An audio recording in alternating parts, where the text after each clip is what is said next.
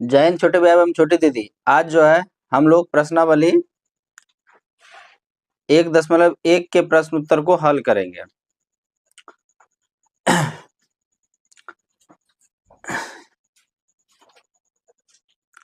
जय हिंद छोटे भाई एवं छोटी दीदी। आज जो है कक्षा 10 बिहार बोर्ड प्रश्नावली 1.1 के प्रश्न को हल करेंगे। देखिए प्रश्नावली 1.1 प्रश्न है, निम्नलिखित संख्याओं का क्या कीजिए एचसीएफ ज्ञात करने के लिए यूक्लिड विभाजन एलोग्रिथम का प्रयोग कीजिए। ठीक है, क्या निकालने के लिए? एचसीएफ निकालने के लिए। तो एचसीएफ का फुल फॉर्म क्या होता है? हाईएस्ट कॉमन फैक्टर होता है। क्या होता है? Highest common factor. देखिए कभी कभी जो है आपको हिंदी में भी बोल देगा कि मौसम निकालिए, तो आपको ये पता होना चाहिए कि एचसीएफ का जो हिंदी होता है वो क्या होता है? मौसम। या इसका हिंदी में फुल फॉर्म होता है महत्तम समवर्तक। ठीक है, महत्तम समवर्तक। देखिए एचसीएफ निकालने के लिए आपको 3 विधि पता होना चाहिए। देखिए पहला विधि जो होता है अभाज्य गुणनखंड विधि द्वारा। क्या होता है? अभाज्य गुणनखंड विधि द्वारा।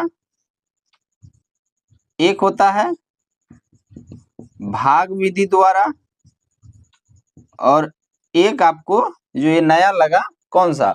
यूक्लिड विभाजन एलोग्रिथम।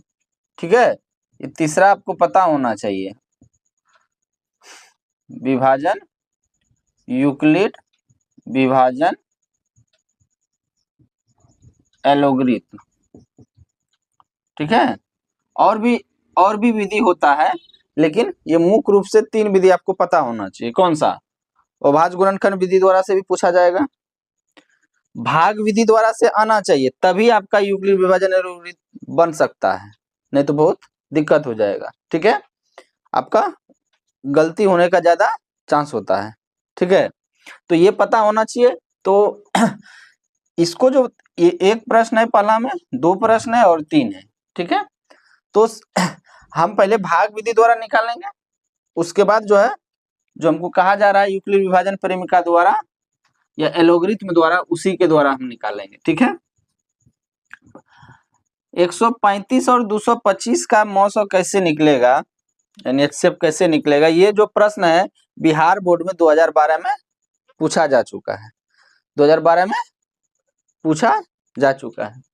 तो सबसे पहले इसको क्या करेंगे? भाग विधि द्वारा निकाल लेंगे। तो भाग विधि द्वारा निकालने के लिए क्या करेंगे? 225 से भाग देंगे 135 में, तो कितना आएगा? 1 आएगा। एक बार में करेंगे ना, कितना आएगा? 5 में 5 गया तो कितना? 0।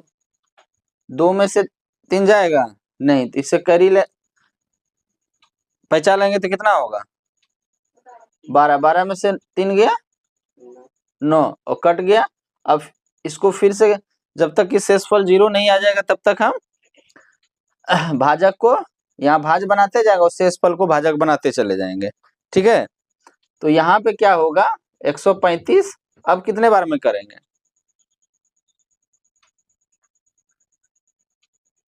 एक बार में। मुंह में दही जम गया, मुंह से बोलिए। तो कितने बार में? एक बार में। तो अब क्या करेंगे? 5 यहाँ से कितना? 10 लेंगे इधर से पहचान, तो 13। 13 में 9 गया 4। अब क्या करेंगे? 90 आया, यहाँ से आया। अब क्या करेंगे? 2 बार में कट गया। तो किससे कटा? 45 से कटा। तो ये 35 और 225 का जो एचसीएफ होगा वो कितना होगा? 45 होगा। लेकिन यहाँ पे आपको विभाजन एलोग्रिथम के द्वारा बनाना है। किसके द्वारा बनाना है? विभाजन यूक्लिड विभाजन एलोग्रिथम के द्वारा बनाना है। ठीक है, नहीं थोड़ा सा समझ लेते हैं। ये क्या होता है? भाज्य होता है, और जिससे भाग देते हैं उसको क्या बोलते हैं? भाजक।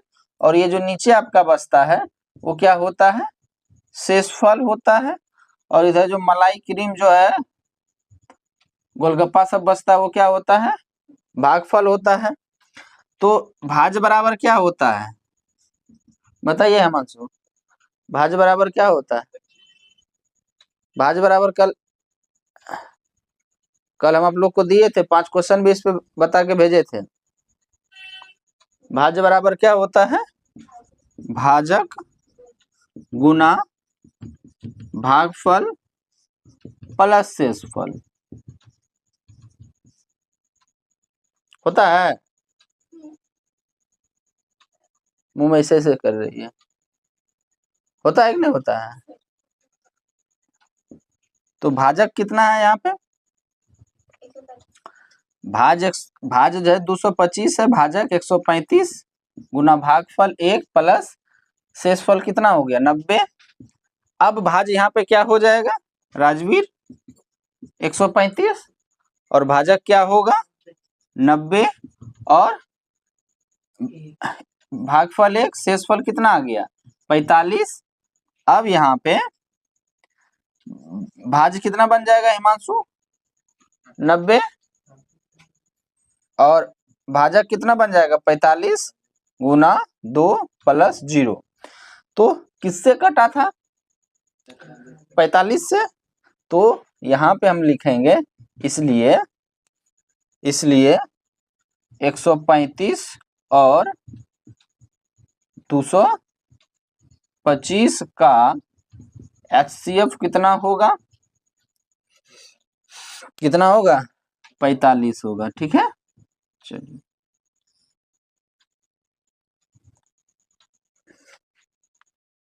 चलिए अब जो फर्स्ट का सेकंड नंबर सॉल्व करते हैं। वही प्रोसेस अपनाना है जो पहला में अपनाए थे, नहीं चलिए यहाँ पे दूसरा जो है वो क्या है बताइए, दूसरा वाला जो है क्या है 196 और 38,220 है। तो यहाँ पे सबसे पहले 38,220 में जो है क्या करेंगे 196 से भाग देंगे। तो अगर हम 196 गुना 2 करते हैं तो 12 2 नमा 18 18 1 19 और 2 का 2 2 1 3, तो 392 आ रहा है। यानी 2 बार में हम नहीं कर सकते हैं, तो एक ही बार में करेंगे। जब एक बार में करेंगे तो कितना होगा 196। अब बताइए आप लोग क्या होगा, यहाँ से घटाएंगे तो कितना होगा 12 में से 6 गया 6, यहाँ बचा 7, यानी 7 में से तो 9 घटेगा नहीं, तो इधर से पैंचा लेंगे कितना 10, तो 17 में 9 गया कितना बचा 8, यहाँ बचा 2, 2 में से 1 गया 1, यहाँ कितना होगा 2, नहीं अब जो है कितने बार में करेंगे 9 बार में देख लेते हैं। 9 छकी 54, 54 के 4 हाथ में 5, 9 नमा 81, 81 5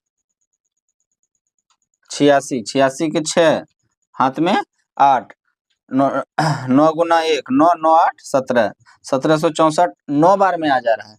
उसके बाद हम लोग जो गुना करते हैं 0 से लेकर 9 तक में ही करते हैं, तो 9 तक में अगर 1764 आ रहा है तो उससे तो आगे हम बढ़ नहीं सकते हैं।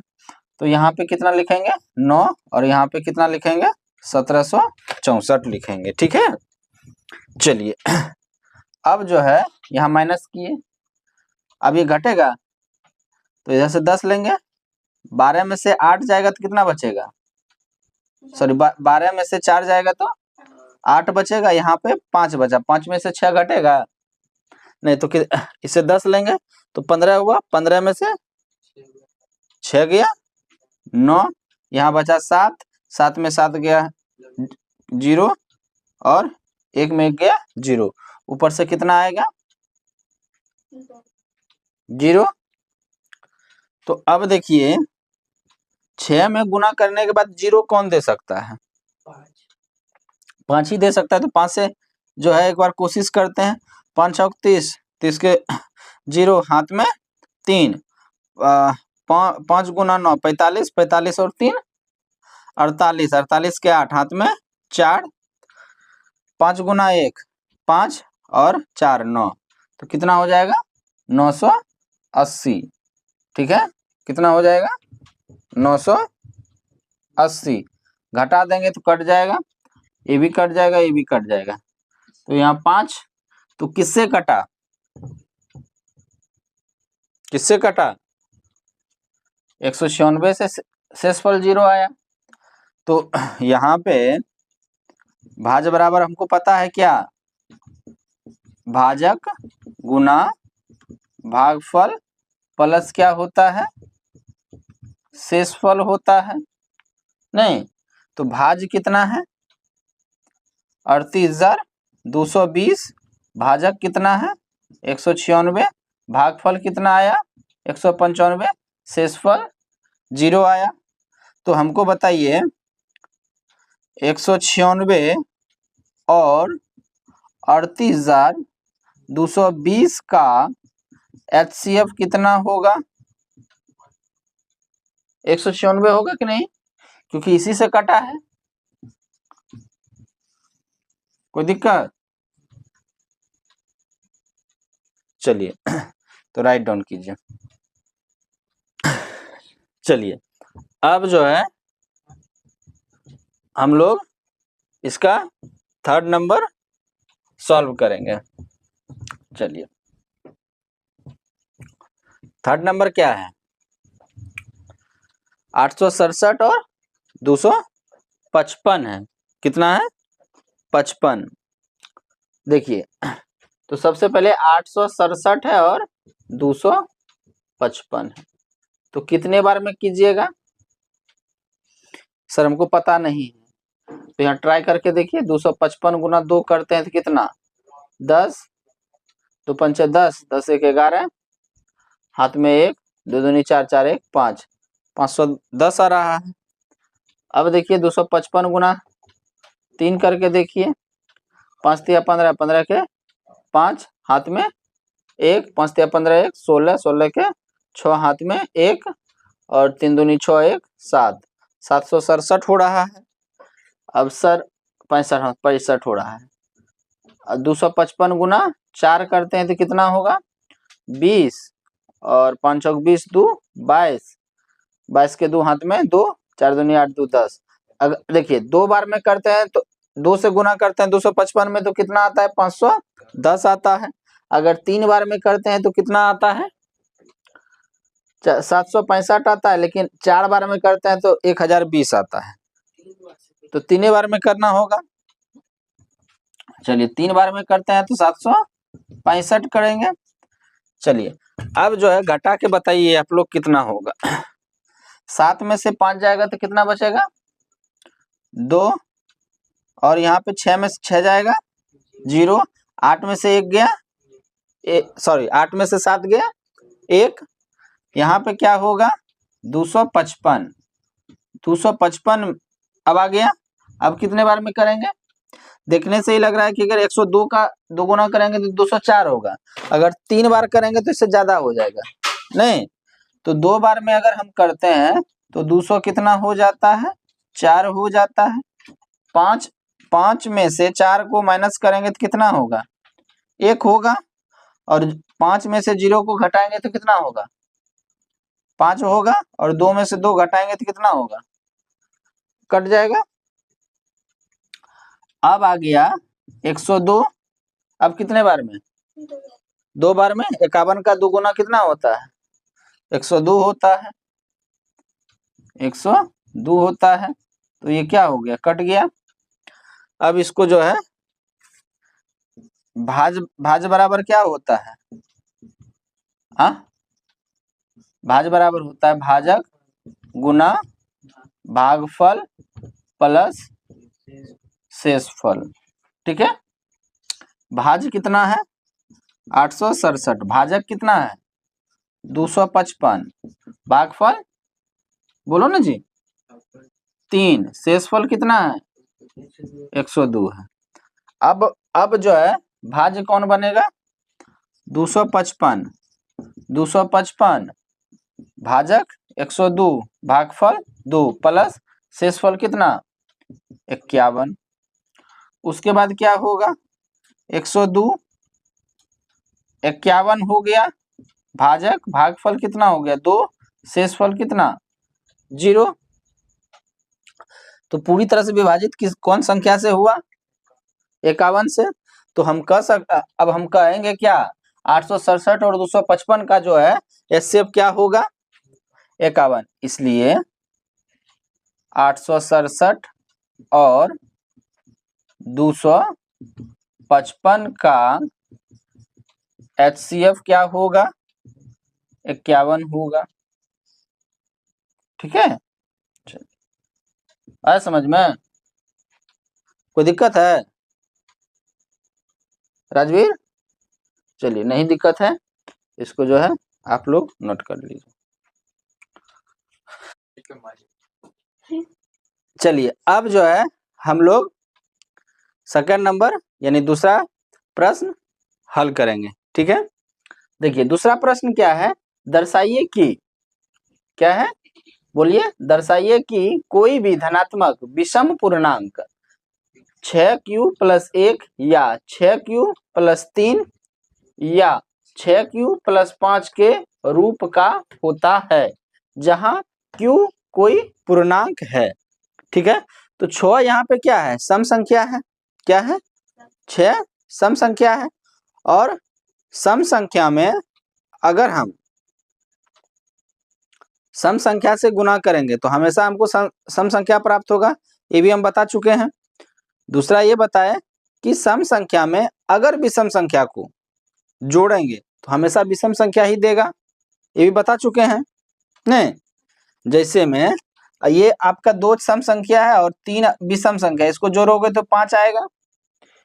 अगर सम संख्या 10 है विषम संख्या 15 है तो जोड़ोगे तो कितना आएगा 25 आएगा। तो यहाँ पे सम संख्या और एक विषम संख्या है तो जोड़ोगे तो विषम पूर्णांक ही आएगा, ये भी सम संख्या ये विषम, तो ये क्या होगा विषम ही आएगा। ये सम संख्या और ये विषम संख्या है,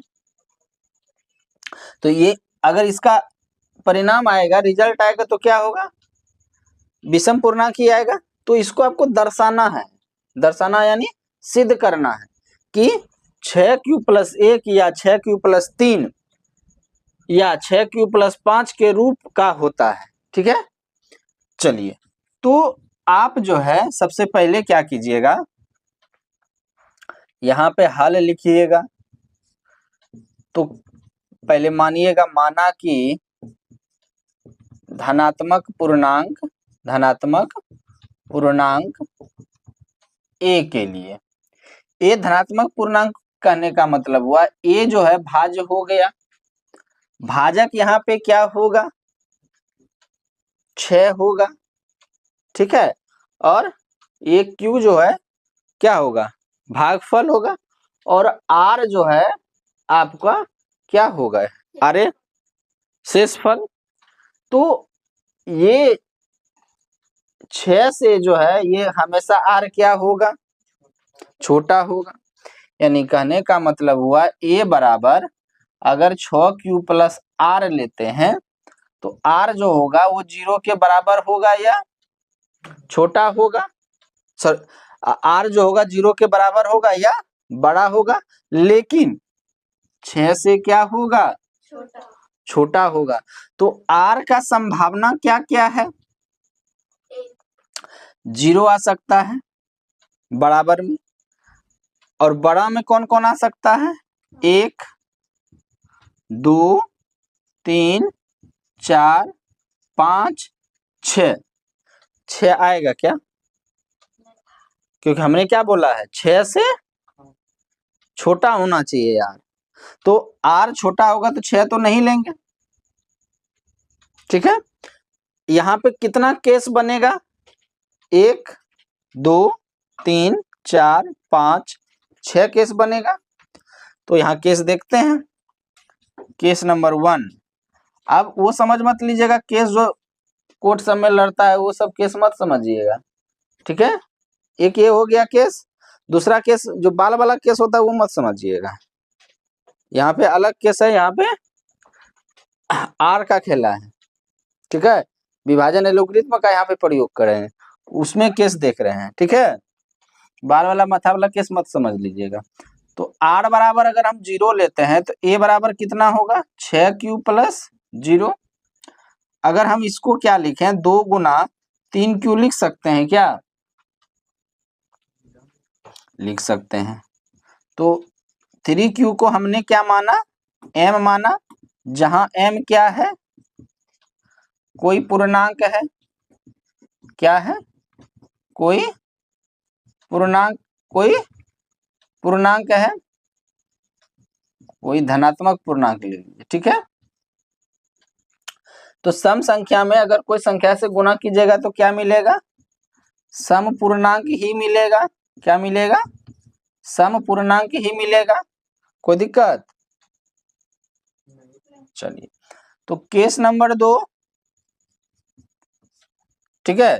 तो r बराबर अगर 1 लेते हैं तो a बराबर क्या होगा, 6q प्लस 1। यहाँ पे क्या होगा, 2 गुना 3q लिख सकते हैं, प्लस 1, 2m प्लस 1।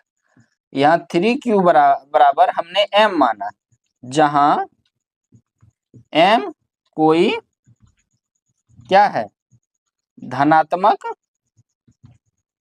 पूर्णांक है, ठीक है।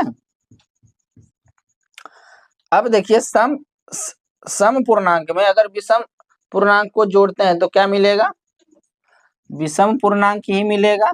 क्या मिलेगा, विषम पूर्णांक। आप देख रहे हैं ना कि 6q प्लस 1 अगर होता है तो विषम पूर्णांक के रूप में आ रहा है, एक सिद्ध हो गया ना। चलिए,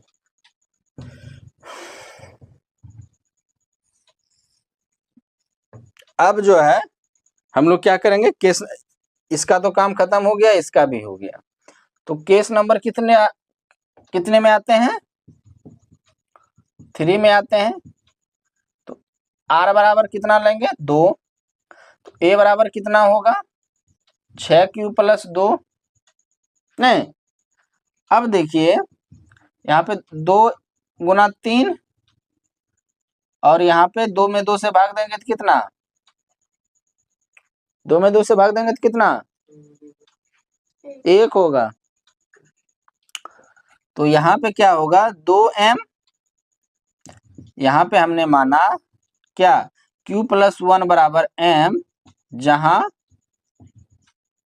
m क्या है, m क्या है, कोई धनात्मक क्या है, पूर्णांक है, कोई धनात्मक पूर्णांक है। तो सम संख्या में अगर कोई भी संख्या से गुणा करते हैं तो क्या मिलता है, सम पूर्णांक मिलेगा।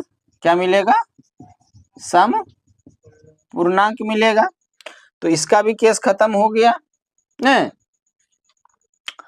अब जो है केस नंबर 4, ये केस नंबर 1, केस नंबर 2 और केस नंबर 3 समझ में आया, हाँ इसी समझ में आया, ए राजवीर आ रहा है समझ में कि खाली। अब केस नंबर 4 देखते हैं, r बराबर 3। तो a बराबर क्या हो जाएगा, 6q प्लस 3 हो जाएगा। 6q प्लस 3 को हम लोग 2 प्लस 1 लिख सकते हैं क्या, 3 को 2 प्लस 1 लिख सकते हैं। तो यहाँ पे क्या हो जाएगा, 2 अगर कॉमन लेते हैं तो 3 और यहाँ पे 1 प्लस 1, ये समझ में आया, plus into plus plus. 6q में अगर 2 से भाग देंगे तो 6 में 2 से भाग देंगे तो 3 बचा, q plus into plus plus, 2 में 2 से भाग देंगे तो कितना, 1 और 1 का इसे 1 रह गया। तो यहाँ पे 2m प्लस 1।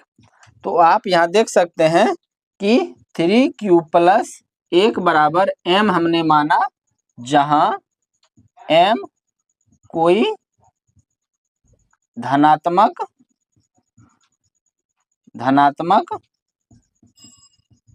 पूर्णांक है।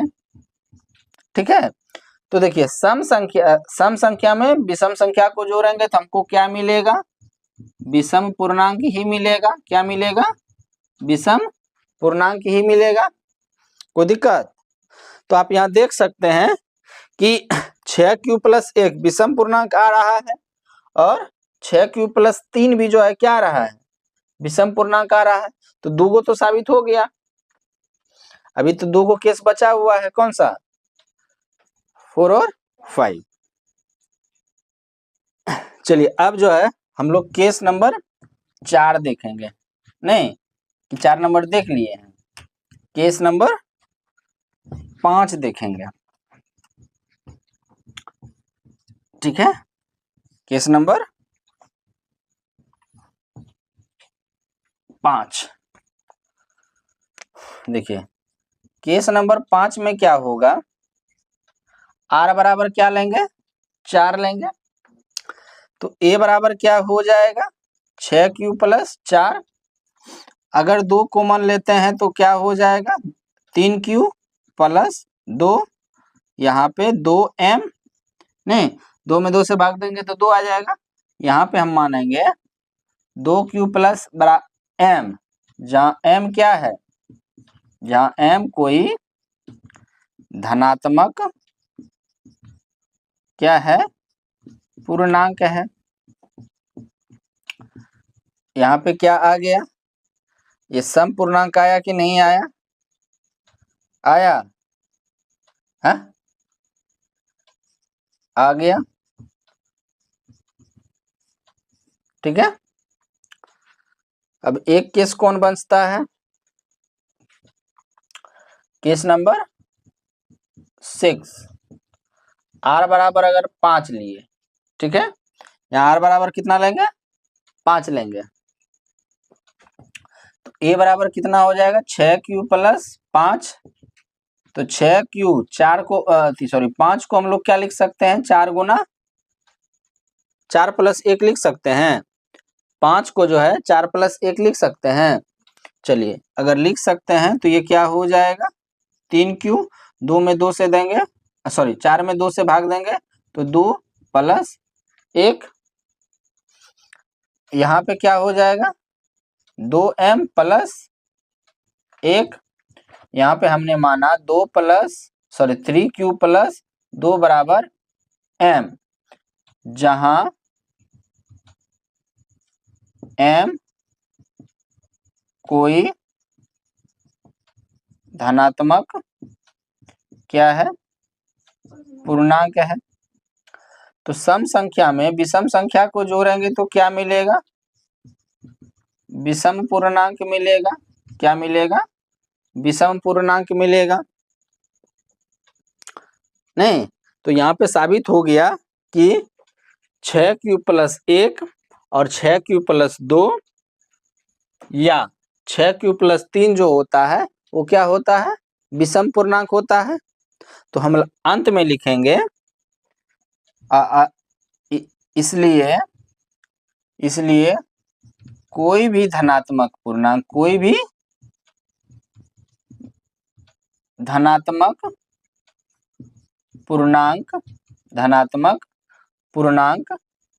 6q + 1 या 6q + 3 कोई भी धनात्मक विषम पूर्णांक,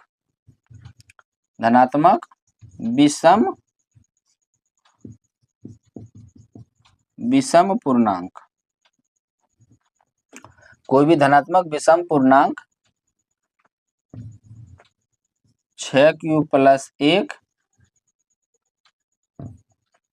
या 6q + 3 या 6q + 5 के रूप का होता है। ठीक है, क्लियर? किसी को कोई दिक्कत?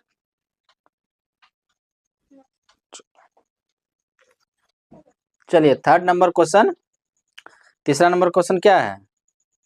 तीसरा नंबर प्रश्न है, किसी परेड में 616 सदस्यों वाली एक सेना आर्मी की टुकड़ी को कितना 32 सदस्यों वाले एक आर्मी बैंड के पीछे मार्च करना है। ठीक है, दोनों समूहों को समान संख्या वाले स्तंभों में मार्च करना है। उन स्तंभों की अधिकतम संख्या क्या है जिसमें वे मार्च कर सकते हैं? ठीक है, देखिए कितना सदस्य है 616 और एक टुकड़ी में कितना रहेगा 32। तो ऐसा कितना स्तंभ यानी कितना टुकड़ी बनेगा? ठीक है, कितना जो है क्या बनेगा, समूह बनेगा। ठीक है, तो स्तंभ जो बनेगा, स्तंभ किसको कहता है? इससे ऐसे से जो खड़ा होता है। ठीक है, और ऐसे वाला रहता है तो उसको कतार बोलते हैं। ठीक है, कितना स्तंभ की संख्या होगा? तो देखिए 616 का अगर हम यहाँ पे क्या निकालें, HCF निकालें, तो कितने बार में होगा? एक बार में 32 आया, कितना एक में से तो 2 घटेगा नहीं, तो इधर से लेंगे 10 और इधर 11, 11 में से 2 गया, कितना 9, यहाँ बचा 5, 5 में से 3 गया 2, ऊपर से आया 6। तो कितना बार में करेंगे? करके देखिए, 2 गुना 9 करेंगे तो कितना, 9 दूनी 18, 18 के 8, हाथ में 1, 9 तिया 27, 27 1 28। तो इसे कम में आ रहा है, तो यानी हम 9 बार में दे दें, कितना 6 में से 8 घटेगा, तो क्या करेंगे, इधर से 10 लेंगे, अब हो जाएगा 16, 16 में से 8 गया तो कितना 8, बचा कितना 8, 8 में से 8 गया कितना कट्टी, 2 में से 2 गया कट्टी कट्टी, अब आएगा 32, कितने बार में करेंगे 8 छक 32, तो कट गया नहीं, इसको जो है भाग विधि द्वारा नहीं पहले लिख सकते हैं, तो HCF कितना आया 8 आया, तो HCF 8 आया, इसीलिए जो स्तंभों की अधिकतम संख्या क्या होगी, कितना स्तंभ जो बनेगा वो कितना बनेगा 8 बनेगा। ठीक है, तो इसको 616 बराबर हम लोग क्या लिखेंगे 32 गुना 19 प्लस 8, फिर क्या लिखेंगे 32 8 गुना 4 प्लस 0, यानी HCF कितना आया आपका, कितना आया, इसको रफ में कर लीजिएगा। ठीक है, ये है आपका रफ, HCF कितना आया 8 आया, कितना आया 8 आया, तो इसलिए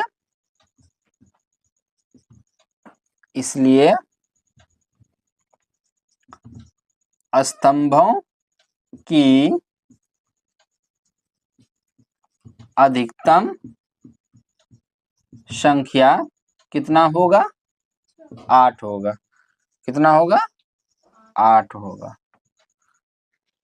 चलिए देखिए 4 नंबर क्वेश्चन क्या कहता है, ध्यान से देखिएगा, इसमें 4 नंबर वर्ग वाला है और 5 नंबर क्या है, 5वां नंबर जो है वो क्या है घन वाला है। तो पहले चौथा देखते हैं, कहता है कि यूक्लिड विभाजन प्रेमिका का प्रयोग करके दर्शाइए कि किसी धनात्मक पूर्णांक का वर्ग किसी पूर्णांक m के लिए 3m या 3m प्लस 1 के रूप का होता है। ठीक है, तो सबसे पहले यहाँ हल लिखेंगे।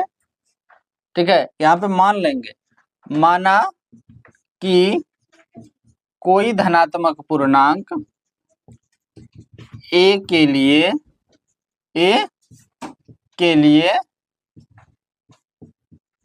3Q प्लस 1 या 3Q प्लस 2 के रूप का होता है। ठीक है, हम लोग मान लिए क्या कि कोई धनात्मक पूर्णांक a के लिए जो है क्या है 3Q प्लस 1 या 3Q प्लस 2 के रूप का होता है। तो कितना केस बना, 1, 2 और 3 बना। तो केस नंबर 1 अगर हम a इक्वल टू करें तो क्या 3Q, लेकिन यहाँ पे क्या कर रहा है कि धनात्मक पूर्णांक का वर्ग करने के लिए, तो यहाँ पे दोनों तरफ हम लोग क्या करेंगे, वर्ग कर देंगे। वर्ग का मतलब क्या होता है, किसी पे घात कितना होना चाहिए, 2 होना चाहिए। ठीक है, तो इसका 3Q गुना 3Q करेंगे तो कितना हो जाएगा 9Q स्क्वायर। हमको लाना क्या है 3M, तो इसको हम लोग लिख सकते हैं 3Q 3 इंटू 3Q का स्क्वायर और 3M 3Q स्क्वायर बराबर M कोई क्या है धनात्मक पूर्णांक है। ठीक है, क्लियर, कोई दिक्कत। अब देखिए यहाँ सिद्ध हो गया कि 3M हुआ कि नहीं हुआ। अब केस नंबर 2 में क्या करेंगे, a बराबर कितना लेंगे 3Q प्लस 1, कितना लेंगे 3Q प्लस 1 लेंगे। तो दोनों तरफ क्या कर देंगे, वर्ग कर देंगे, क्योंकि वर्ग करने बोला जा रहा है, वर्ग कर दिए। तो आपको याद है a प्लस बी का होल स्क्वायर क्या होता है, a square plus B square plus 2ab होता है। ऐसे होता क्या है एक्चुअली में a square plus 2ab plus B square होता है, ये होना चाहिए। ठीक है, याद, ऐसे भी प्लस है तो इसको इधर लिखिए या इधर लिखिए कोई फर्क नहीं पड़ता है, लेकिन जब आपको याद रखना है तो ये हमेशा इसका प्रयोग कीजिएगा, a square plus 2ab plus B square. ठीक है, तो यहाँ क्या हो जाएगा 3Q का स्क्वायर प्लस 2 गुना 3Q गुना 1 प्लस 1 का वर्ग, 3 का स्क्वायर कितना होता है 9 स्क्वायर हो जाएगा, 2 तिया 6, तो कितना आ गया 6 क्यूब हो गया प्लस 1। अगर यहाँ हम 3 कॉमन लेते हैं तो इसमें 3Q स्क्वायर बचेगा। ठीक है, 3 में 2 यहाँ पे 6Q में 3 से भाग देंगे तो कितना बचेगा 2Q बचेगा प्लस 1। यहाँ पे हमने माना क्या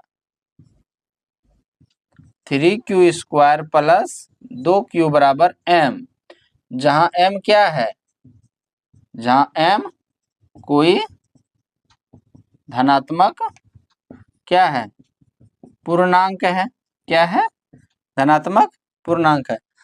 तो 3Q प्लस 1 आ गया, लेकिन 3 केस आया है तो तीनों केस से ही इतना आना चाहिए। तो चलिए देखते हैं आगे कौन सा, केस नंबर 3, a बराबर कितना 3Q प्लस 2, 3Q प्लस 2। अब वर्ग करते हैं तो क्या होगा 3Q प्लस 2 का स्क्वायर। अब a प्लस बी के पे तोड़ेंगे तो कितना होगा 3Q का स्क्वायर प्लस 2 गुना 3Q गुना 2 प्लस 2 का कितना वर्ग। अब इसका स्क्वायर की जगह कितना होगा, हाँ 9Q स्क्वायर प्लस 2 दूनी 4, 4 तिया 12Q प्लस 4। अब 9Q square plus 12Q plus 4 को हम लोग क्या लिख सकते हैं 3 प्लस 1 लिख सकते हैं। यहाँ पे 3 कॉमन लेंगे तो कितना होगा? 9 में भाग दीजिएगा तो 3, 3 से 9 में भाग दीजिएगा 3 क्यू स्क्वायर, 4 में 12 में भाग दीजिएगा तो 4, 4 क्यू प्लस 3 में 3 से भाग दीजिएगा 1 प्लस 1। ठीक है, अब ये पूरा को हमने m माना, 3q square plus 4q plus 1 बराबर m, जहाँ m क्या है? कोई पूर्णांक है। क्या है? कोई पूर्णांक है।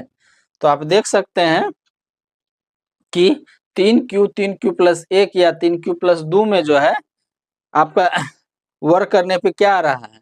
3m या 3m प्लस 1 आ रहा है। आ रहा है ना?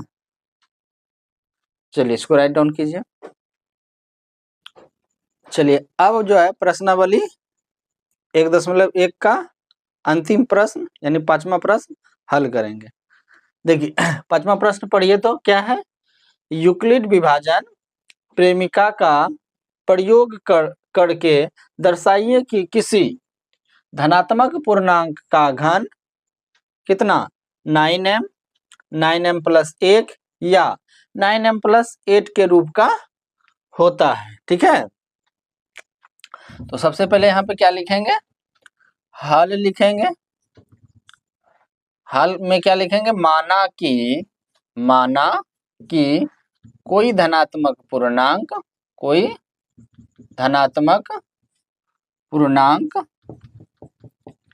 a के लिए, किसके लिए? a के लिए 3q प्लस 1 या 3q प्लस 2 के रूप का होता है।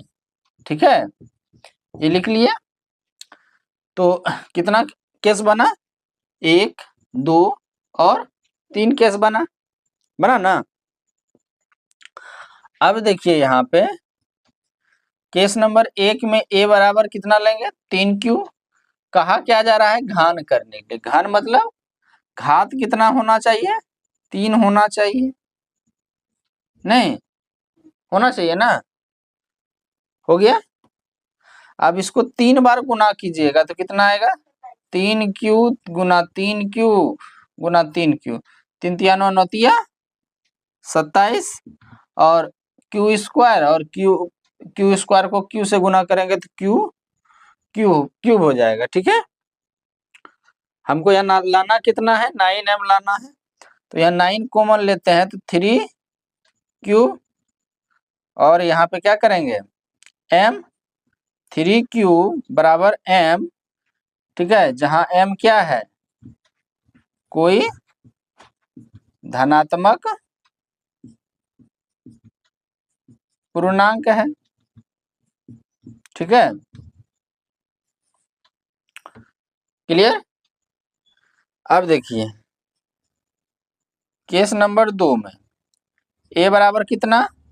3q प्लस 1 लेंगे, 3q प्लस 1 लेंगे। तो यहाँ क्या करेंगे? स्क्वायर कर देंगे तो 3q प्लस 1, सॉरी स्क्वायर नहीं ना, घन।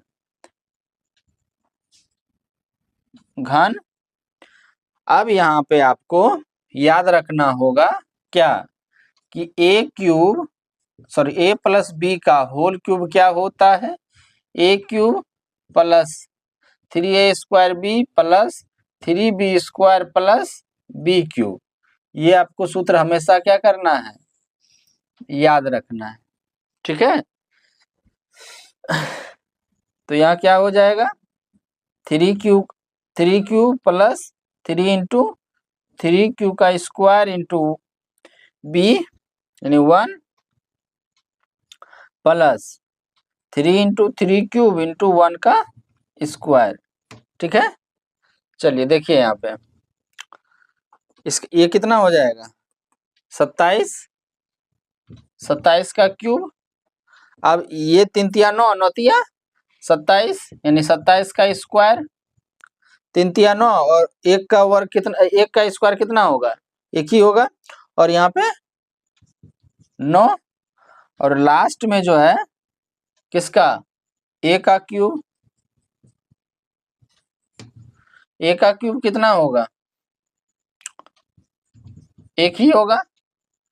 अब देखिए यहाँ पे क्या करेंगे, 9 अगर हम कॉमन लेते हैं तो 9 क्यू स्क्वायर 9 क्यूब 9 3 क्यूब 27 में 9 से भाग देंगे तो 3 ही ना आएगा, और क्यूब बचेगा तो क्यूब, प्लस है तो प्लस भी यहाँ पे, 27 में 9 से भाग देंगे तो 3 3 स्क्वायर, 9 में 9 से भाग दिए तो कितना 1, और यहाँ बचा क्यूब, तो क्यूब सिर्फ बचेगा प्लस 1, ठीक है। यहाँ क्या हो जाएगा, ये पूरा को हमने m मान लेंगे, ठीक है। 3 cube plus 3 Q square plus 9 बराबर m, जहां m क्या है, कोई पूर्णांक है, ठीक है। क्लियर है, नहीं है। अब देखिए 9m भी आ गया आपका, 9m प्लस 1 भी आ गया, तो यहाँ केस नंबर क्या लेंगे, 3, a बराबर कितना 3 क्यूब प्लस 2, अब इसका क्या कर देंगे, घन कर देंगे, कर दिए घन, ठीक है। तो ये कितना हो जाएगा, 3 क्यूब प्लस 3 गुना 3 क्यूब का स्क्वायर गुना 2 प्लस 3 गुना 3 क्यूब गुना 2 का स्क्वायर प्लस 2 क्यूब, ठीक है। अब देखिए इसको हम क्या लिखेंगे, 27 क्यूब प्लस ये 3 तिया 9, 9 तिया 27, 27 गुना 2 कितना 54, 54 क्यू स्क्वायर, 3 तिया 9, इधर 4 12, यानी कितना हो जाएगा 12 क्यू प्लस 8, यहाँ पे 9 अगर हम कॉमन लेते हैं तो 3 क्यूब क्यूब प्लस यहाँ पे 54 में भाग देंगे 9 से 6 स्क्वायर प्लस यहाँ कैसे हो गया 3 तिया 9, 9 था 36 ना, 36 क्यूब, तो 9 में 36 में 9 से भाग देंगे तो 4 क्यूब प्लस 8, इसको पूरा को m मान लेंगे तो 9m प्लस 8, और यहाँ 3 cube plus 6 Q square plus 4 cube बराबर m, जहां m क्या है, कोई धनात्मक पूर्णांक है। तो आप यहाँ देख सकते हैं कि क्या 3 क्यूब का घन और 3 क्यूब प्लस 1 का घन और 3 क्यूब प्लस 2 का घन जो है किसके रूप में होता है, 9m प्लस 1 या 9m प्लस 8 के रूप में होता है, ठीक है। देखिए इसके अंत में जो है क्या लिखिएगा, देखिए अंत में लिखिएगा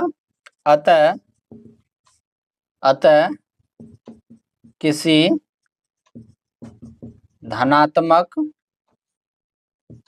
पूर्णांक का घन 9m प्लस 1 या 9m प्लस 8 के रूप का होता है, ठीक है। चलिए इसको राइट डाउन कर लीजिए।